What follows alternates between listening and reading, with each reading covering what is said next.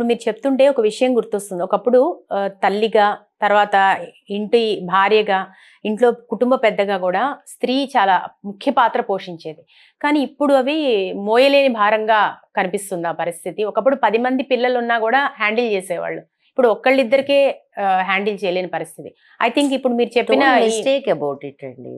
ఇది ఒక మనకి ఒక పెద్ద అంటే ఎక్స్ట్రా బర్డెన్ అనేది ఒక దాన్ని నాస్టాలజిక్ అవుతాం మనం.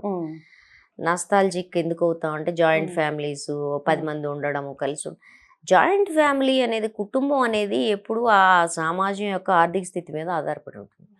జాయింట్ ఫ్యామిలీ అనేది కుటుంబాలు వ్యవసాయం మీద ఆధారపడి భూమి మీద ఆధారపడి దాని మీదే బతకగలిగిన పరిస్థితి ఉన్న సమాజానికి సంబంధించిన కుటుంబం జాయింట్ ఫ్యామిలీ.